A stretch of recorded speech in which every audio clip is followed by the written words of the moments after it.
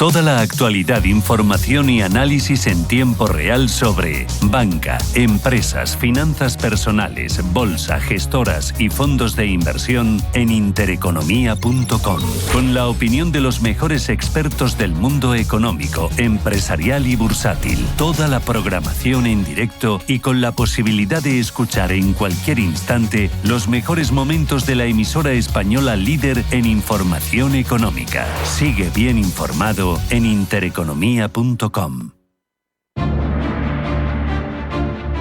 En Radio Intereconomía, Pulso Geopolítico. Análisis sobre los nuevos desafíos mundiales. Presenta Rafa Jiménez.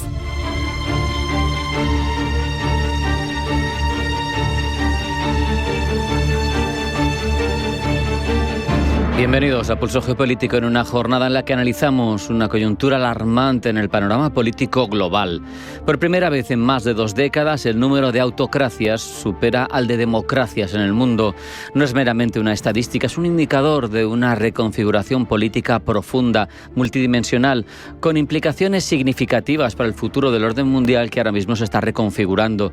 El dato central del informe VDEM que nos llega desde Suecia refleja el declive numérico de las democracias frente al avance de esas otras formas de gobierno, autocracias, que representan un cambio paradigmático. Durante las últimas décadas, con el fin de la Guerra Fría y la ola de democratización que siguió, se generaron expectativas de avance lineal hacia una cantidad dominante de sistemas políticos más abiertos, pero la realidad de los últimos tiempos desmiente esa evolución lineal. La autocratización no es un fenómeno de reversión democrática en países jóvenes o frágiles. Se consolida y se perfeccionan modelos autoritarios que demuestran una notable resiliencia, una capacidad de perpetuarse tremenda, y en algunos casos también en países de larga tradición, consolidados, rompiendo con evoluciones democráticas consolidadas.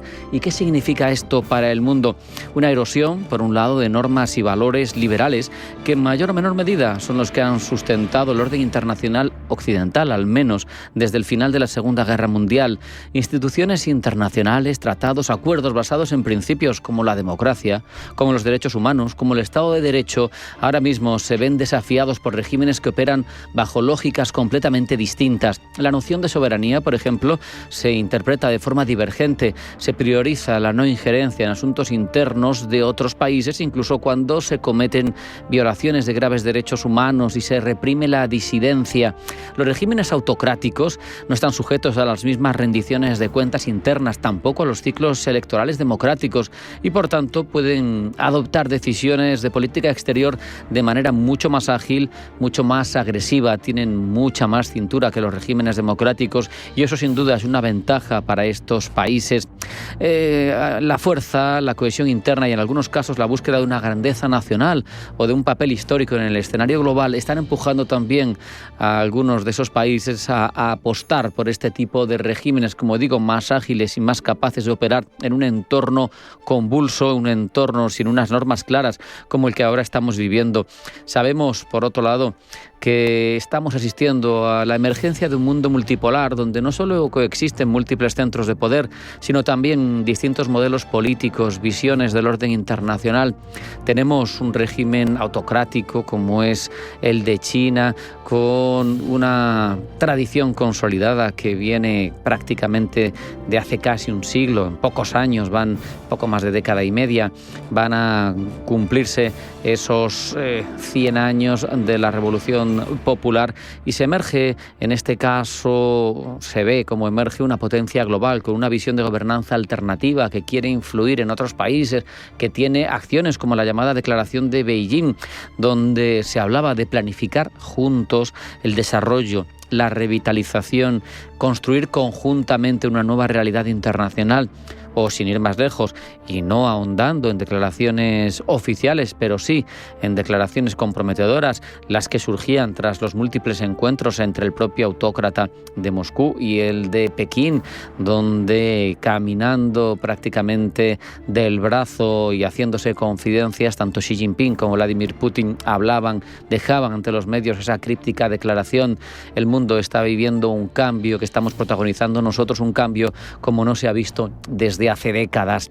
Es evidente que la relación entre China y Rusia, cimentada en intereses estratégicos compartidos y en una visión revisionista del orden mundial imperante, es un pilar fundamental de los nuevos equilibrios y un pilar fundamental también del peso que tienen las autocracias cada vez mayor dentro de la gobernanza internacional, como marcan con sus formas el estilo de quienes son seguidistas de estas formas de ejercer el poder. En este panorama, las democracias occidentales se enfrentan a un doble desafío. Por un lado, fortalecer sus propias instituciones internas para evitar las tentaciones, las derivas de algunos de sus líderes que tienen veleidades autocráticas y que no hace falta nombrar, porque todos sabemos cuáles son y quiénes son esos líderes con un toquecito autócrata dentro de una democracia consolidada. Pero por otro, también tienen que afanarse esas democracias internacionales en redefinir su papel en un mundo donde su modelo no es el único, ni siquiera es la forma dominante de gobierno.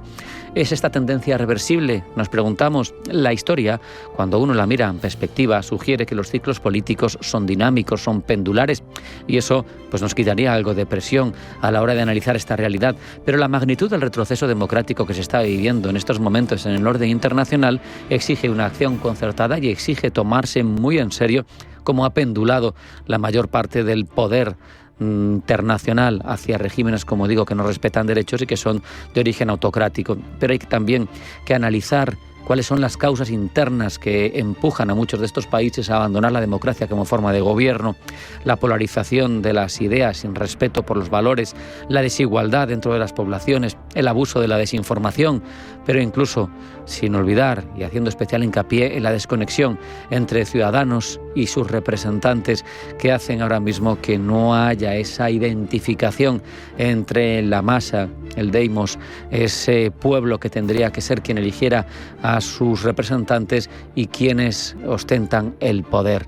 Hay que pensar mucho, hacer autocrítica e intentar dar un vuelco a esa situación, conseguir de nuevo que haya más democracias que autocracias en el mundo. Veremos si somos capaces de hacerlo. Ahora vamos a hacer un pequeño alto en el camino. A la vuelta, Blanca del Tronco nos cuenta las informaciones más relevantes en forma de titulares, pero no se marchen porque sigue Pulso Geopolítico en Intereconomía.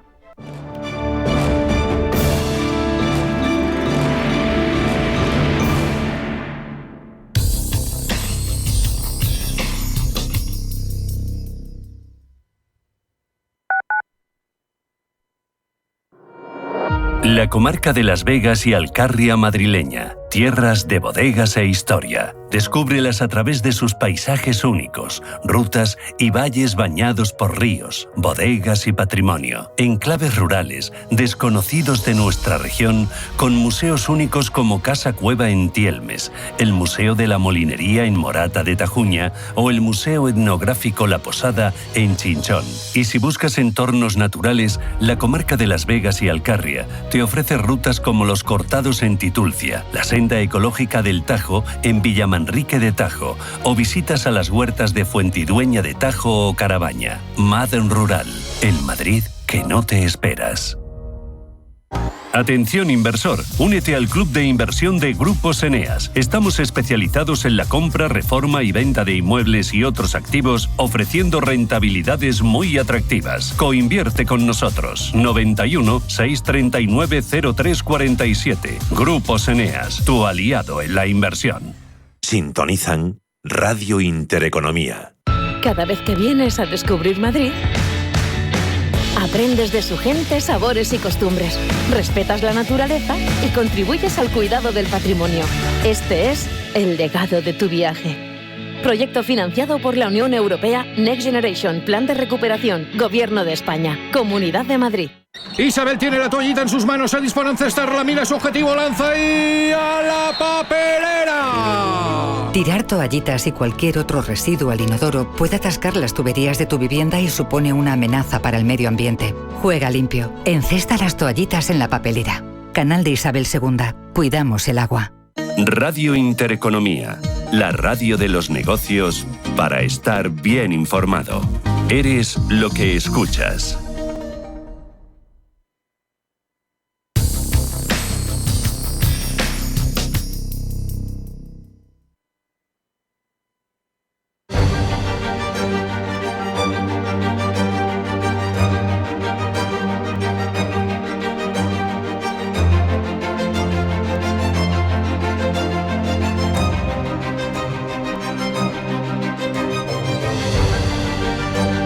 En Radio Intereconomía, Pulso Geopolítico. Presenta Rafa Jiménez.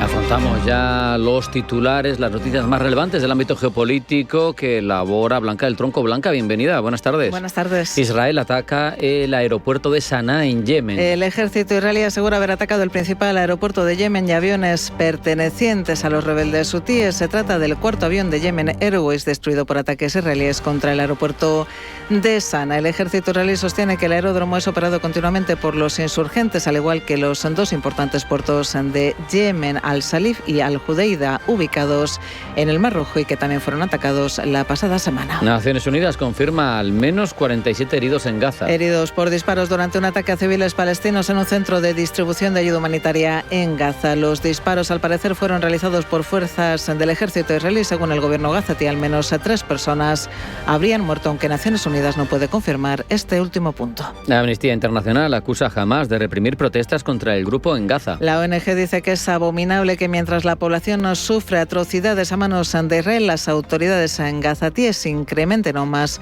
su sufrimiento. La ONG ha asegurado que durante los últimos 2 meses han documentado lo que describe como un patrón de amenazas, intimidación y acoso, incluidos interrogatorios y palizas por parte de las fuerzas de seguridad contra personas que participaron en protestas en medio del genocidio israelí y ante el recrudecimiento de la ofensiva de Israel contra la franja. Sergei Lavrov asegura que muy pronto se van a anunciar nuevas conversaciones sobre Ucrania. Las dos partes, recordemos, celebraron su primera reunión directa en Estambul el 16 de mayo. Lavrov insiste en que una de las demandas clave de Rusia en las negociaciones de paz es el estatus neutral no alineado y no nuclear de Ucrania, incluido el abandono de sus esfuerzos por unirse a la OTAN. Para el ministro de Asuntos Exteriores ruso no está claro, además, por qué Finlandia y Suecia estaban descontentas con su estatus neutral y decidieron unirse a la Alianza Atlántica. Zelensky propone una reunión trilateral con Trump y Putin. El presidente ucraniano ha propuesto una reunión a 3 con sus homólogos estadounidenses Donald Trump y ruso Vladimir Putin para que avancen las negociaciones de paz. Zelensky ha instado a Washington además a imponer nuevas sanciones contra Moscú en respuesta al rechazo ruso de aceptar una tregua. Zelensky, quien por cierto se encuentra ya en Berlín para reunirse con Merz. En su primera visita a Alemania desde el cambio de gobierno, se produce poco después de que el canciller Merz declarara a Alemania, al igual que han hecho Estados Unidos, Reino Unido y Francia, que ha levantado todas las restricciones al uso que hace Kiev del armamento que envían a Ucrania.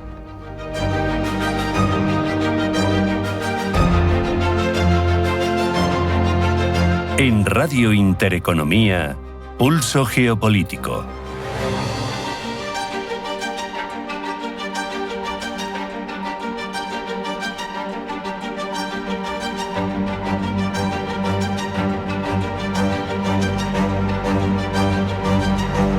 Ampliamos ahora todas estas informaciones, Blanca. Mientras Rusia plantea una conversación tripartita entre Zelensky y Putin, el presidente ucraniano asegura que el ejército ruso ha concentrado más de 50.000 soldados en el noreste de Ucrania para una ofensiva de verano. Pablo Llanone. Movimiento militar que sorprende ante la afirmación del canciller ruso de que podríamos estar cerca de ver esa posible reunión tripartita. Para este momento debería estar listo el memorando de paz que Putin y Trump acordaron esbozar hace una semana en su conversación de más de 2 horas.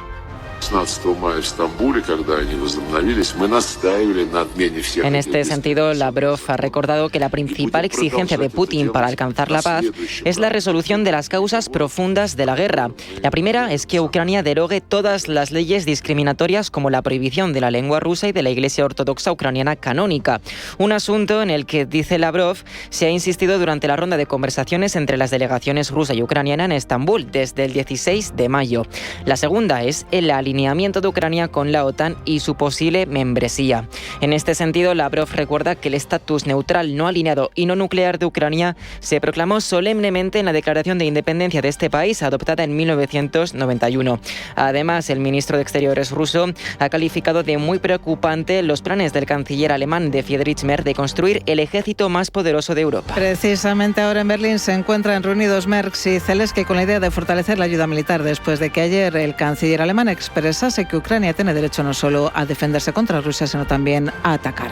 Y el conflicto entre Israel y Yemen ha escalado significativamente desde finales del pasado año debido a la participación activa del grupo rebelde Hutí en Yemen, respaldado por Irán en el conflicto con Palestina. En las últimas horas el ejército israelí ha lanzado una nueva oleada de bombardeos contra el aeropuerto de Sanaa, la capital de Yemen, tras los últimos ataques con misiles por parte de los rebeldes hutíes. Israel justifica estos bombardeos alegando que los hutíes utilizan el aeropuerto y otras infraestructuras civiles como puertos y centrales eléctricas para transferir armas y operativos con apoyo iraní. Además, Netanyahu ha declarado que estos ataques forman parte de una estrategia para desmantelar lo que denomina el eje del mal iraní. Y en este punto las tensiones entre Yemen y Estados Unidos también aumentan. Rubén Gil.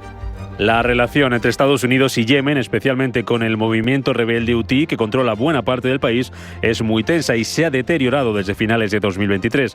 Para encontrar las causas de esas tensiones es importante valorar ciertos aspectos. El principal sería el apoyo estadounidense a Israel.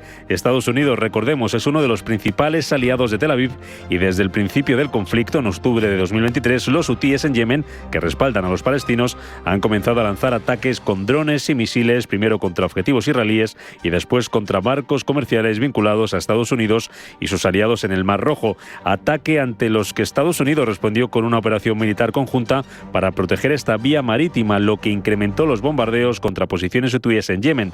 Además, y desde principios del año 2024, Washington ha lanzado decenas de ataques aéreos contra bases de lanzamiento de misiles, radares y almacenes de armas de los hutíes, lo que ha provocado víctimas civiles y denuncias internacionales sobre el impacto humanitario de estos bombardeos. Los hutíes ven a Estados Unidos como parte de una alianza agresora junto a Israel y aseguran que sus ataques continuarán mientras persista la ofensiva en Gaza y las sanciones sobre Yemen. Israel además continúa su ofensiva sobre Gaza en las últimas horas y según denuncia Naciones Unidas, al menos 47 personas han resultado heridas por disparos durante un ataque a civiles palestinos en un centro de distribución de ayuda humanitaria en Gaza, según ha confirmado el jefe de la Oficina de Naciones Unidas. El ataque, asegura, ha sido perpetrado por fuerzas israelíes y en él habrían fallecido al menos 3 personas. Bruselas, por cierto, endurece el tono contra Israel. La jefa de la diplomacia comunitaria, Kaja Kallas, ha tildado de intolerable la ofensiva israelí en Gaza y ha pedido no militarizar la ayuda humanitaria.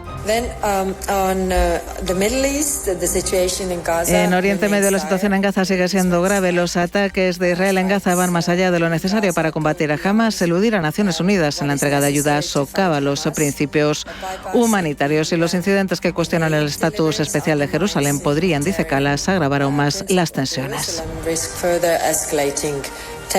De la situación en Gaza se ha hablado también este miércoles en la sesión de control al Gobierno. En ella el portavoz de Esquerra, Gabriel Rufián, ha echado en cara a Álvarez, al ministro de Exteriores, que hable de herida abierta cuando se refiere a Gaza y no dice de genocidio. Este era el momento. Lo importante es la influencia que tiene España y sobre todo para qué la usa. Y en un día como hoy, que es el aniversario del reconocimiento de Palestina, la estamos usando para liderar en Europa que se cierre esa herida abierta que tiene la humanidad en Gaza. Álvarez, herida abierta, es un genocidio. Genocidio, no pasa res perdiru. Y recuperamos en este punto esa reunión entre el canciller alemán Friedrich Merz y el presidente ucraniano Volodymyr Zelensky con la idea de fortalecer la ayuda militar después de que ayer el canciller expresase que Ucrania tiene derecho no solo a defenderse contra Rusia, sino también a atacar. Pablo. Merz ya ha avanzado en una rueda de prensa hace apenas unos minutos que hoy ambos líderes discutirán el apoyo militar de Alemania a Ucrania. No ha entrado en más detalles, pero ha garantizado que este aumento de la ayuda será clave para que Ucrania pueda seguir defendiéndose de la agresión rusa. El canciller alemán, además, ha agradecido el rol de Trump como mediador y ha acusado a Putin de estar ganando tiempo. El memorando de paz en el que figuran las exigencias de Moscú para poner fin a la guerra se aprobó, dice el canciller, hace más de una semana. Y desde luego los ataques aéreos masivos de Rusia este fin de semana sobre la región de Kiev no hablan, dice Merz, el lenguaje de la paz, sino más bien de la agresión. Zelensky también ha remarcado el tiempo que Rusia está tardando en presentar su memorando y ha declarado que no deberían existir condiciones previas para un alto el fuego. Además, ha insistido en el nuevo apoyo armamentístico que Kiev necesita. І так само, коли ми говоримо про нову підтримку зброєю для нашої армії, про більшу далекобійність. Se trata, dice el presidente ucraniano, de lograr que la ofensiva rusa carezca de sentido. Mientras Putin recurra a sus ofensivas, ataques y asaltos, dice, evitará la verdadera diplomacia. Por esta misma razón, Zelensky insta a una mayor cooperación en materia de defensa entre Europa y Estados Unidos de América. En esta misma línea, ha insistido en que se deberían utilizar los activos rusos congelados para poder financiar este fortalecimiento de su ejército. Finalmente, ha destacado que Alemania puede ayudar en esto, país con el que, además, ha avanzado futuros acuerdos comerciales de cara al futuro. Y la empresa de medios de Donald Trump, Trump Media, ha llegado a un acuerdo con 50 inversores institucionales para recaudar $2.500 millones y comprar bitcoins, con lo que entraría en el top 3 de grandes tenedores de esta criptodivisa. Pero no sabemos si es legal, si es ético que un presidente estadounidense siga haciendo este tipo de negocios. Gemma González. Desde un punto de vista legal, no existe una prohibición explícita que impida que el presidente estadounidense posea o gestione activos como el Bitcoin, aunque podría no ser del todo ético y dar lugar a un conflicto de intereses. Para evitarlo, Trump ha transferido sus acciones en Trump Media a un fideicomiso revocable con su hijo Donald Trump Jr. como fideicomisario. No obstante, expertos en ética señalan que esto no elimina el conflicto de intereses, ya que Trump sigue siendo el beneficiario final y mantiene control sobre las decisiones estratégicas de la empresa. El presidente estadounidense ha promovido además políticas que favorecen las criptomonedas, como la creación de una reserva estratégica de Bitcoin y la designación de un zar de criptoactivos en la Casa Blanca, lo que podría beneficiar directamente a sus inversiones en criptomonedas. Además, Trump Media está involucrada en otros proyectos cripto, como el token Dollar Trump, lanzado en enero de 2025, y la plataforma Truth.fi. Estos proyectos podrían generar ingresos para la familia Trump y aumentar su patrimonio neto. Ahora bien, nadie puede evitar que Trump o sus empresas compren criptodivisas. Los presidentes y altos funcionarios estadounidenses pueden tener inversiones personales mientras estén en el cargo, siempre y cuando revelen sus activos en sus declaraciones financieras y eviten conflicto de intereses. Si el Congreso estadounidense quisiera evitar que un presidente tenga ciertos activos como criptomonedas, tendría que aprobar una ley que lo prohíba explícitamente. Eso requeriría una mayoría política y una justificación legal sólida. Actualmente no existe una ley de este tipo. Y el rumor podría confirmarse. El que fuera presidenta del Foro Económico Mundial asegura, lo ha hecho en el Financial Times, que la presidenta del Banco Central Europeo, Christine Lagarde, podría cortar su mandato y colocarse al frente precisamente de ese foro. Eva Villanueva. El expresidente del Foro Económico Mundial, Klaus Schwab, ha confirmado que mantuvo conversaciones con Christine Lagarde para ponerse al frente de la organización y dejar su cargo al frente del BCE antes de terminar su mandato en 2027. En una entrevista a Financial Times, Schwab ha dado detalles incluso de cómo la francesa habló sobre la posibilidad de acortarlo, acompañado de acuerdos específicos como un apartamento en Suiza. En cuanto a las fechas sobre el momento en que se habría producido la conversación, Schwab apunta que visitó a Lagarde en Frankfurt en abril. Pero ojo que las conversaciones no se limitarían a entonces. Schwab asegura que se trata de un plan que ambos habrían discutido durante varios años para que ella lo reemplazara como jefe del Foro de Davos. Un escenario que, por supuesto, ya no tendría lugar porque hay que recordar que Schwab recientemente presentó su renuncia en medio de la apertura de una investigación sobre sus supuestas conductas inapropiadas en materia financiera y ética. Según las fuentes citadas por Financial Times, si Lagarde aceptaba la oferta, probablemente tendría que dejar el cargo 10 meses antes de que finalizara su mandato al frente del BCE. Sobre esta información, un portavoz de la institución ha defendido ante Financial Times el total compromiso de Lagarde con el cumplimiento de su misión y su decisión a completar su mandato. Sea como sea, Lagarde sigue al frente del BCE y la semana que viene asistiremos a esa reunión de política monetaria.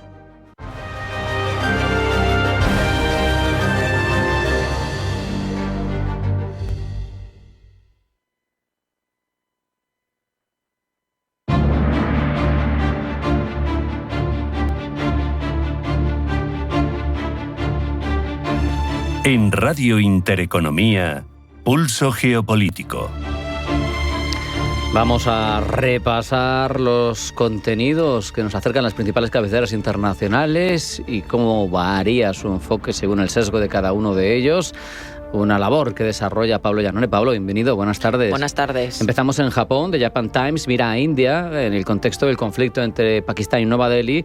Ya saben, potencias nucleares que hace unas semanas atacaron mutuamente con drones, con misiles, con combates aéreos.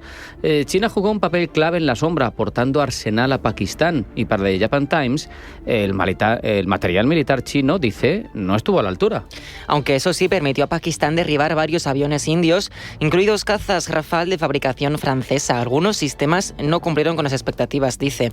Por ejemplo, el sistema de defensa aéreo HQ de Pakistán, de fabricación china, como decimos, no proporcionó la protección adecuada, ya que permitió que misiles indios de largo alcance penetrasen las defensas pakistaníes. Seguimos en esa zona del mundo. La cumbre de la ASEAN y los países del Golfo Pérsico se convierte en un duelo de titulares entre dos medios, el South China Morning Post y el Japan Times. Para el medio nipón, China ha tratado de capitalizar la preocupante situación en torno a la turbulencia arancelaria de Estados Unidos.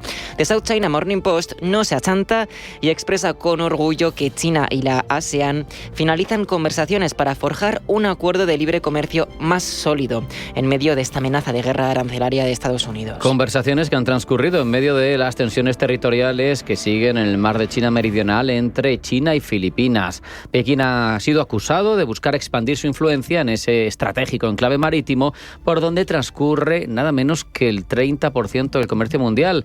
La ASEAN quiere convertirlo en una plataforma pesquera compartida. En The Japan Times informan de que mientras la ASEAN promueve la unidad, Filipinas busca consenso sobre el mar de China Meridional. Manila ha pedido que se acelere la adopción de un código legalmente vinculante para salvaguardar los derechos marítimos y evitar errores de cálculo en el mar. Mientras, The South China Morning Post asegura que las tensiones en el mar de China Meridional no detendrán el crecimiento de la economía azul, es decir, del sector pesquero de la ASEAN. Si no, remarca el medio chino, las disputas podrían impedir el crecimiento sostenible y la conservación marina vital. Por otro lado, Indonesia podría reconocer Israel, ya saben, es un gran país musulmán Indonesia, y podría aceptar el reconocimiento de Israel siempre y cuando, dicen, se le dé la independencia a los palestinos. Nos lo cuenta The Jerusalem Post. El presidente de Indonesia, que es, como decías, Rafa, el mayor país de mayoría musulmana del mundo, un dato que The Jerusalem Post destaca, ha visitado Israel junto a Macron. El presidente francés, por cierto, ha reafirmado su compromiso por la solución de los dos estados. Entre tanto, desde Reino Unido, The Guardian se hace eco de la detención del activista Alaa Abdel Fattah en Egipto.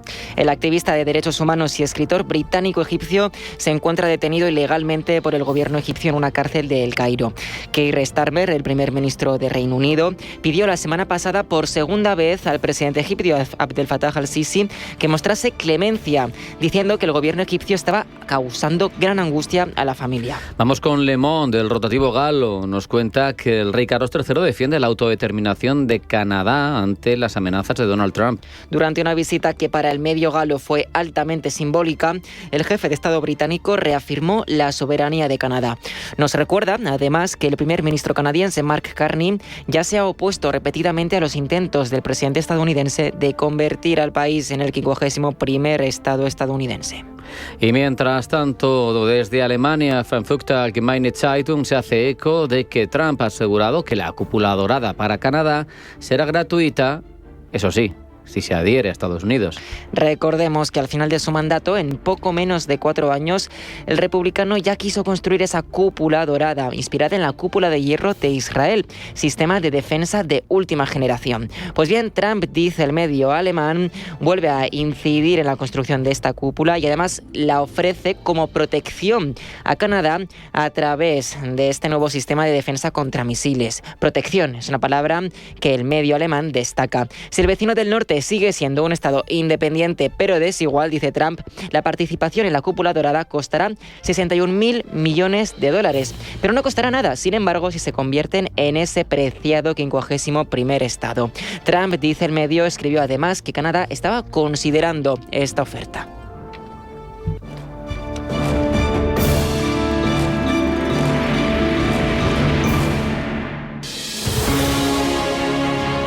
Desde Caja Rural queremos apoyar a quienes permanecen aquí y depositan su confianza en nosotros por cercanía, eficacia, profesionalidad y compromiso con nuestra tierra. Caja Rural de Zamora. Gente como tú. En Finaccess Value queremos ayudarte a conseguir tus objetivos financieros. Finaccess Value, gestión de patrimonios centrados en la prudencia y la gestión del riesgo. Un enfoque global y más de 20 años del grupo Finaccess nos avalan. Más información en finaccessvalue.es y en el 91 737 4114. Finaccess Value, agencia de valores, figura inscrita en CNMV con el número 301. Cuéllar se convertirá en un escenario en el que patrimonio y arte se fundirán en una experiencia única. La villa albergará en el seno de 21 espacios históricos a más de una quincena de artistas. Embárcate entre las 8 de la tarde y las 2 de la madrugada en una travesía que te hará crear un vínculo emocional con la historia. Ven a Cuéllar el 31 de mayo y disfruta de la Noche del Mudéjar.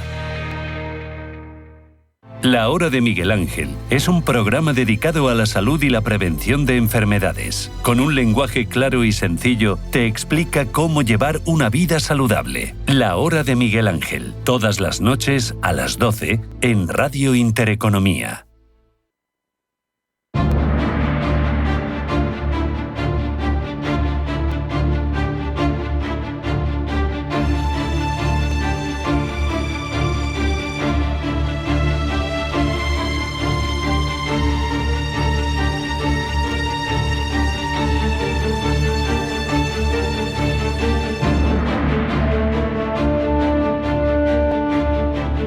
Reino Unido ha firmado un acuerdo para ceder las Islas Chagos a Mauricio y arrendar la base militar de Diego García por 99 años con opción a prórroga.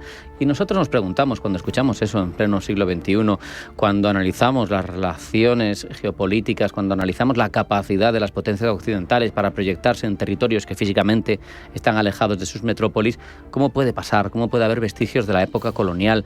¿Cómo, estando esos vestigios, sin embargo, se están renunciando ahora a ellos? ¿Por qué pasa todo esto? Bueno, pues eso se lo preguntamos a Rafael Martín Rodríguez, profesor de Relaciones Internacionales de la Universidad Pontificia Comillas. Rafael, bienvenido, buenas tardes. Muchas gracias, buenas tardes. Rafa, para contextualizar, al final, Chagos, no nos podemos engañar, lo podemos llamar como queramos, pero es un territorio administrado por Reino Unido, es una colonia, o ha sido hasta ahora una colonia. Sí, totalmente. Eso, como decías antes, ¿no? Llama la atención que en pleno siglo XXI todavía estén sucediendo estas cosas, ¿no? Llega habido, y sobre todo considerando que el Reino Unido está saltándose continuamente, se ha saltado durante muchos años las peticiones de la ONU que hizo Mauricio en su momento, el Tribunal Internacional de Justicia, etcétera, ¿no? Con lo cual es bastante sorprendente que esto todavía esté pasando. Es además llamativo porque hay incluso un colectivo de chagosianos que defienden derechos porque han sido en su momento expulsados de sus casas. Y claro, dices, ¿por qué ahora te avienes a hacer un tratado, a devolver ese territorio a Mauricio, que por otro lado está muy lejos físicamente de las Islas Chagos? Sí. Porque cuando uno se pone a ver el Índico, pasa como con el Pacífico, las distancias son gigantescas. Y entonces dices, ¿por qué ahora pasa esto? ¿Y cómo se relaciona con la lucha de esos chagosianos que han estado mucho tiempo reivindicando? Bueno, realmente son dos temas independientes, ¿no? El motivo por el cual está sucediendo esto es porque en el acuerdo lo que se mantiene vigente es lo que más le interesa al Reino Unido y a Estados Unidos, que es el que se pueda utilizar la base militar de Diego García, que es la isla principal de las Islas de Chagos. Eso es lo principal. Y luego, por otra parte, también se quitan de en medio toda la problemática que era pues el que fuera gente a las Islas Chagos a pedir digamos, la residencia británica, problemas en las Naciones Unidas, problemas con los tribunales de justicia, el perder la cara delante de otros países cuando ellos están pidiendo derechos humanos, todo eso, ¿no? Por ejemplo, que no queda bonito, ¿no? En el siglo XXI que te vayan a Naciones Unidas a decir, oiga, que sigue aquí una colonia, que ¿por qué pasa? ¿Por qué somos ciudadanos de tercera respecto de otras colonias de Reino Unido? Exactamente, ¿no? Queda fatal. Y luego además, el otro que apuntabas es la población de Chagos, que fue terriblemente expulsada, brutalmente expulsada, casi unas 2.000 personas de sus territorios entre los años 60 y 70, principio de los 70 ya salieron los últimos, y algunos fueron a Reino Unido, otros a las Islas Seychelles, otros a Mauricio, ¿no? Y que están reclamando poder volver a su tierra, pero con los cuales no se ha contado para tomar esta decisión. Vamos, que tarde, mal y nunca, que se diría en castellano.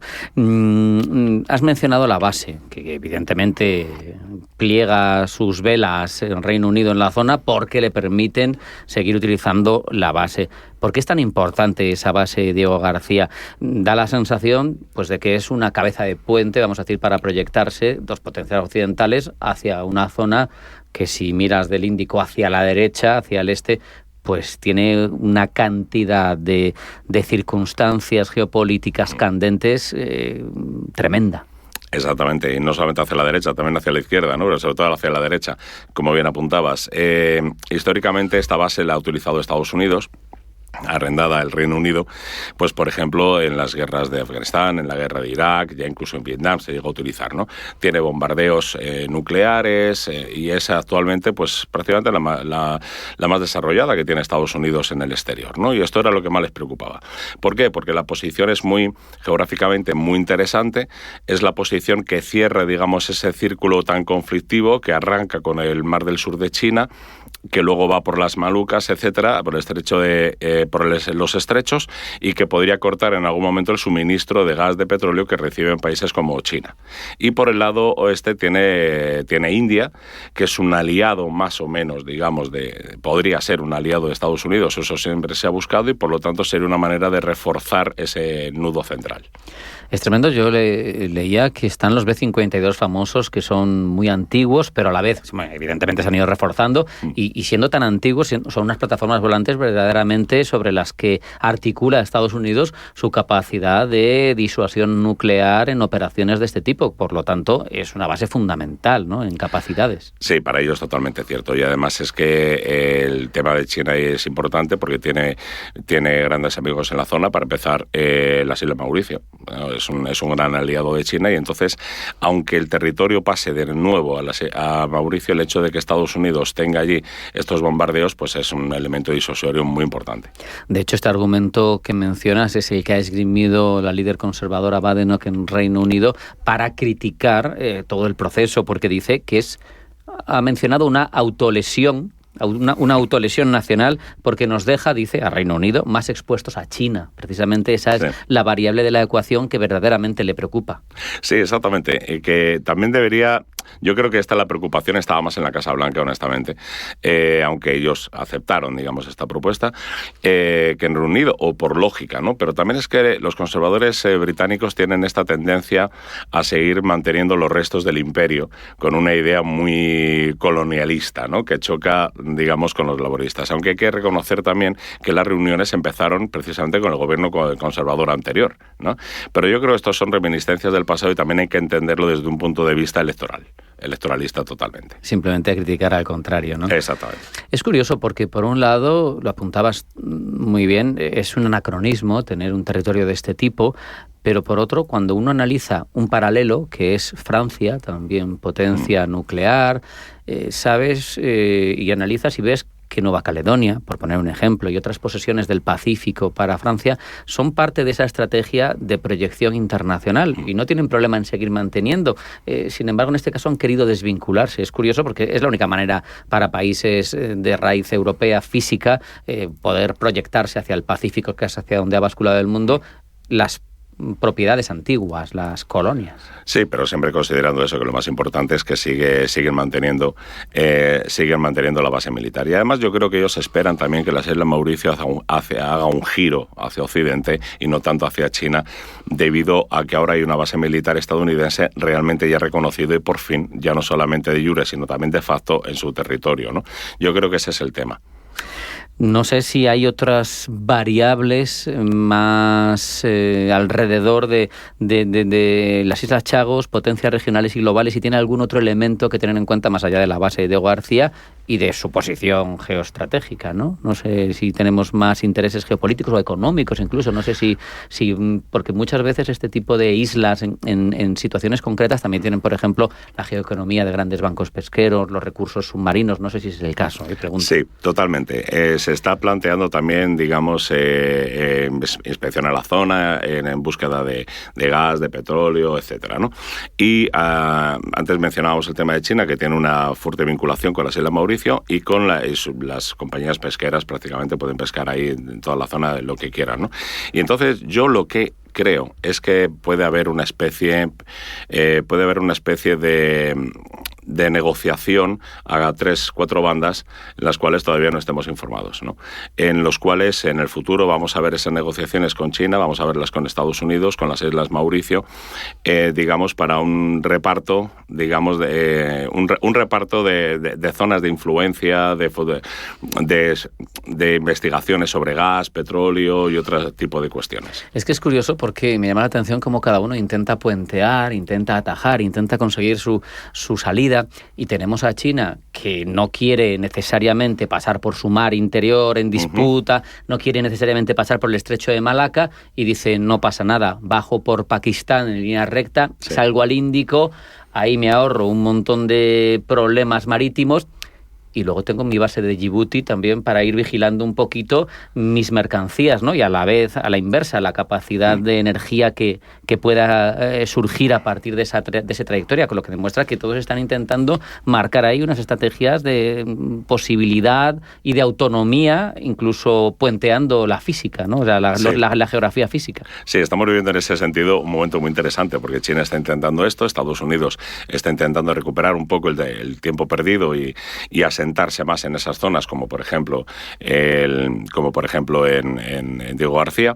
Y luego estamos viendo también, y esto también corresponde con Francia, que comentabas antes, con antiguas colonias francesas que no las quieren soltar, lo mismo con Gran Bretaña y con esta discusión que existe.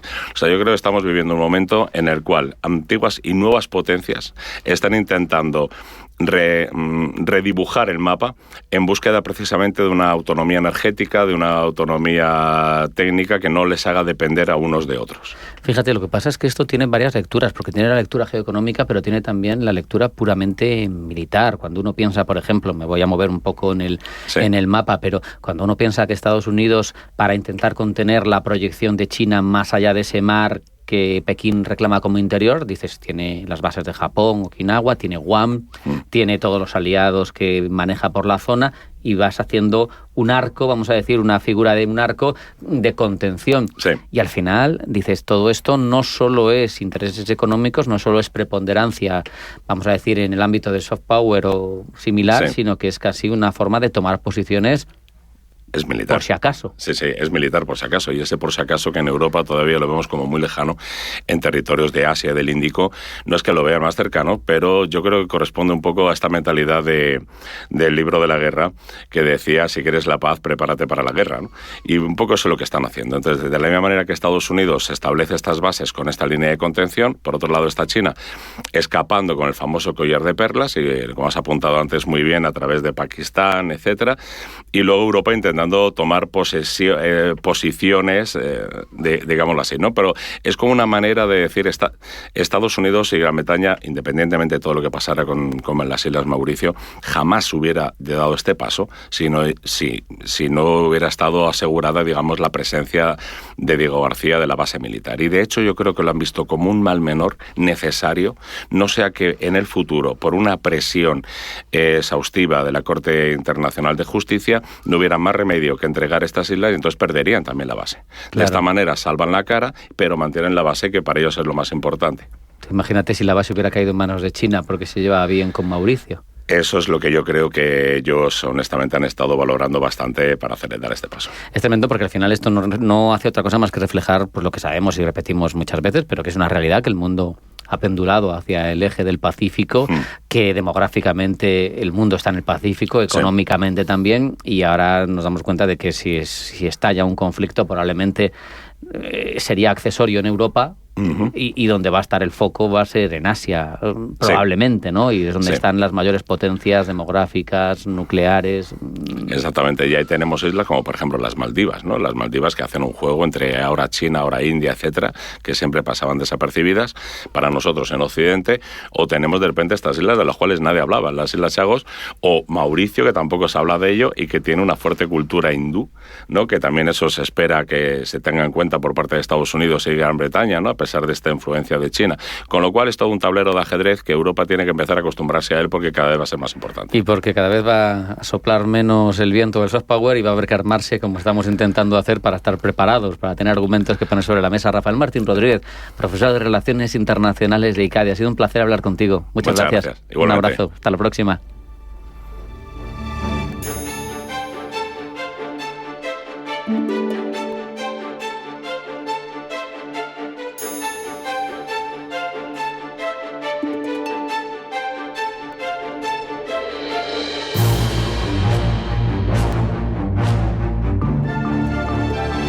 En Radio Intereconomía, Pulso Geopolítico.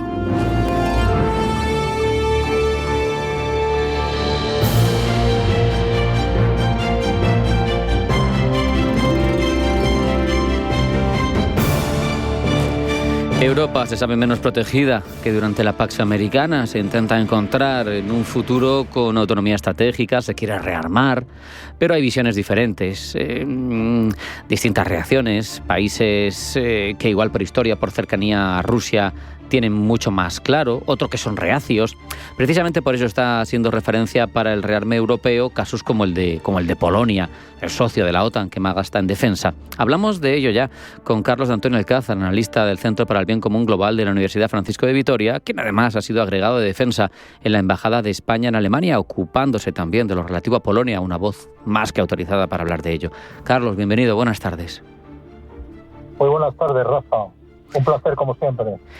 Carlos, Polonia, como decía en la entrada, se ha convertido en el país de la OTAN que más PIB invierte en defensa, supera el 4% en 2024. ¿Cómo se explica ese liderazgo militar dentro de Europa, no siendo el país con más economía ni con más población? ¿Cuál es su ambición cuando construyen el que se está perfilando, Carlos, como el ejército terrestre más potente del continente, si quitamos al de Ucrania, que está muy bien entrenado, ¿no? 3 años de guerra dan para mucho. ¿Cómo lo entendemos?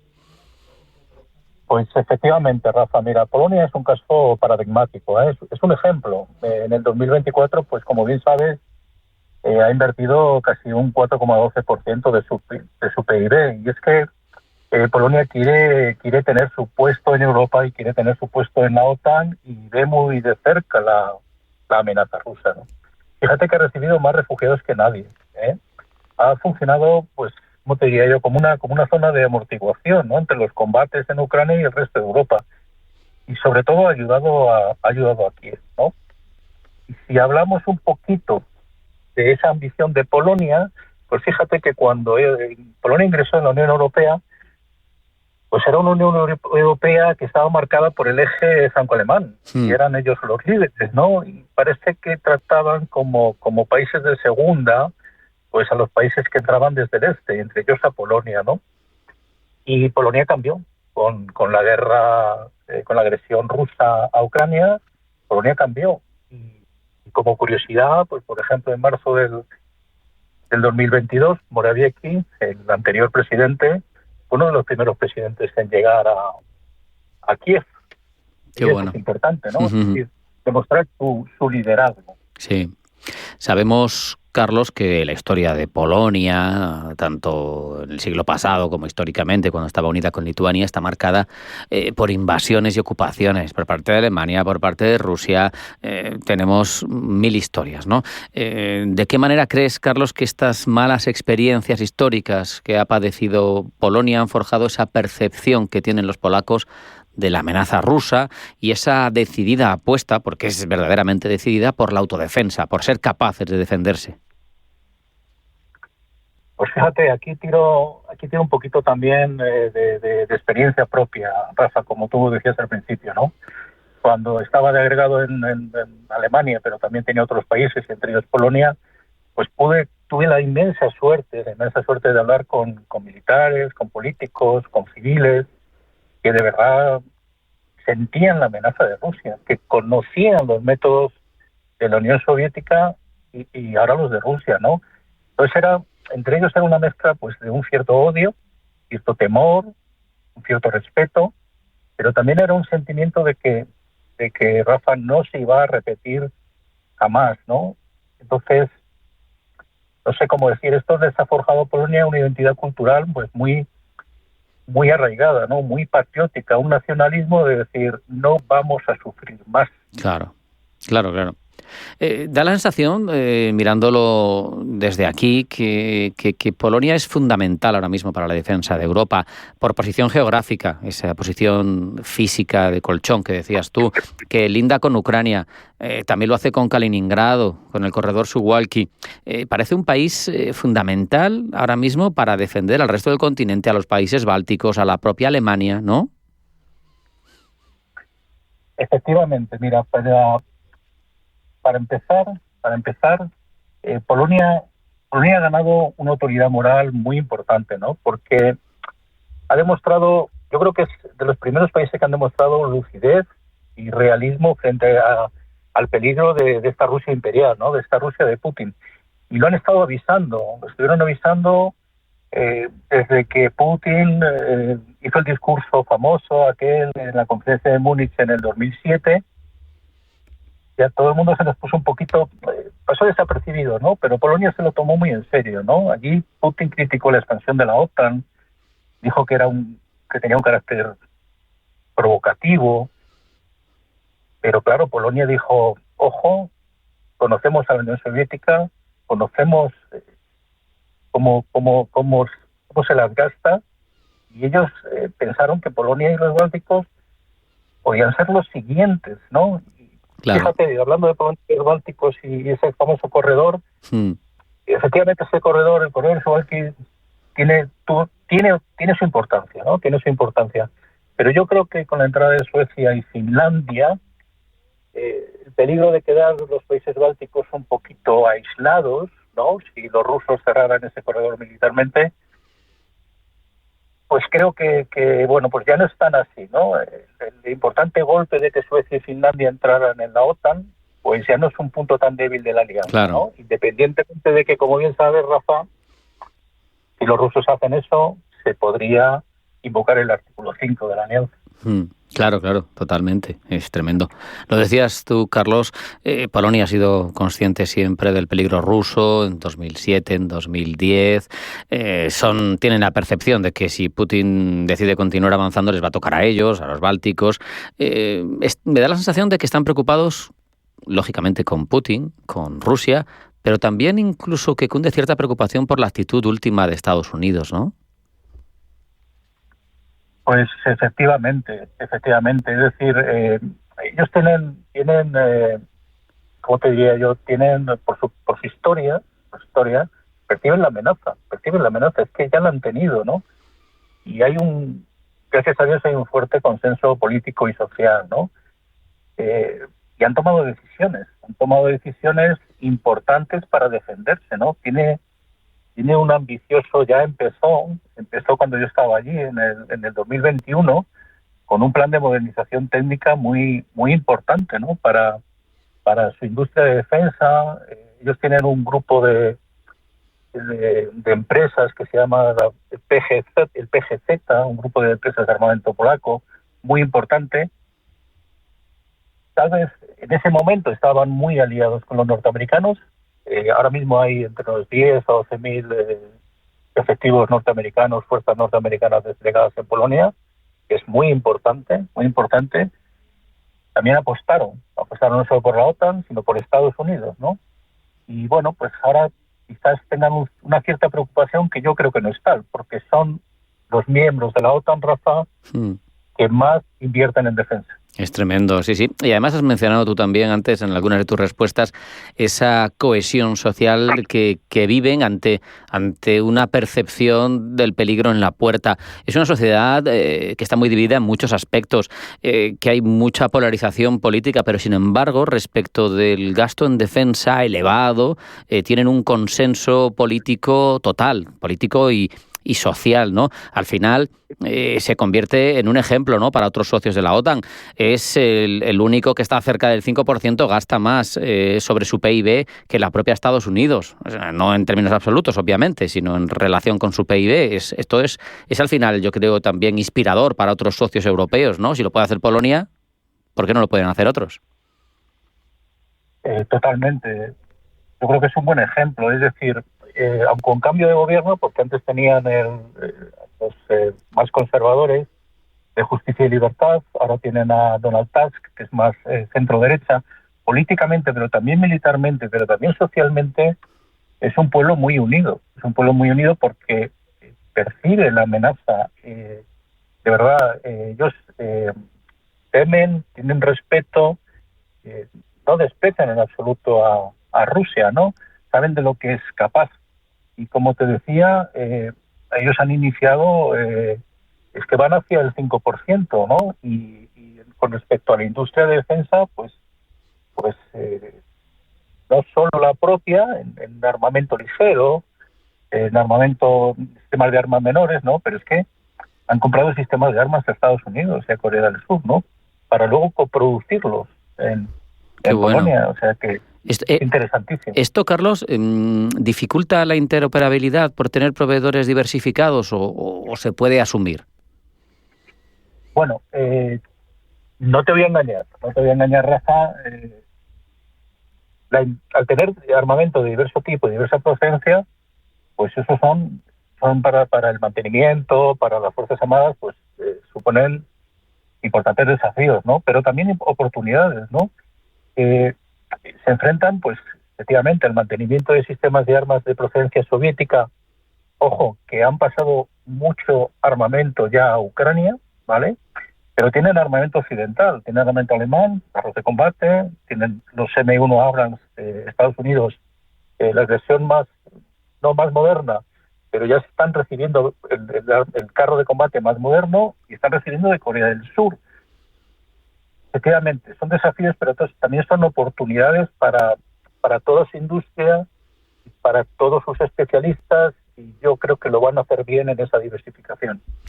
La última pregunta obligada, yo creo, Carlos, nadie desea que haya conflicto armado mayor o que progrese respecto del de Ucrania y que siga incrementándose la bola de la guerra, pero yo te pregunto, si se produce conflictos, si da el paso Rusia contra Polonia, ¿va a dar la talla Varsovia? ¿Crees que va a ser una primera etapa verdaderamente complicada para los rusos?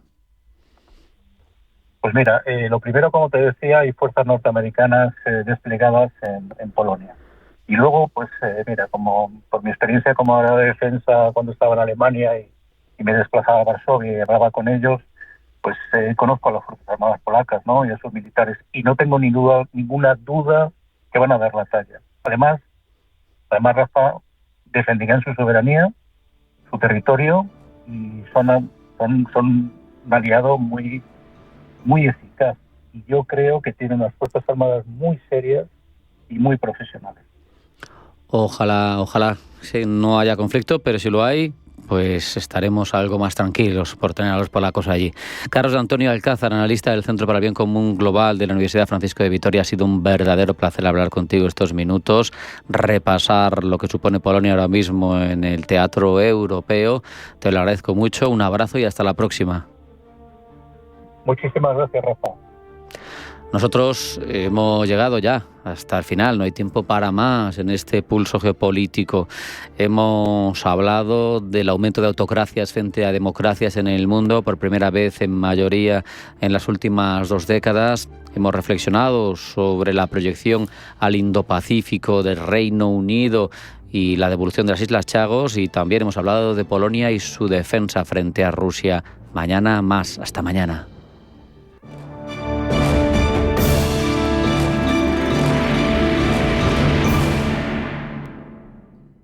¿Conoces Banco Big? Somos tu banco de inversión y ahorro. Pero no solo eso, somos tu plataforma de brokeraje con todo tipo de productos, acciones, bonos, ETFs, fondos, futuros, y además contamos con una demo técnica con 100.000 euros ficticios para que puedas aplicar todos tus conocimientos sobre el trading. Banco Big. Nos mueven tus valores. Debes saber que toda inversión conlleva el riesgo de pérdida de capital. ¿Sabías que las empresas con mayor diversidad suelen tener mejores resultados financieros? La estrategia Global Diversity Engagement de Nordea invierte en compañías líderes en diversidad y colabora con las que van por el mismo camino, porque la diversidad importa también en lo financiero. Descubre más en nordea.es.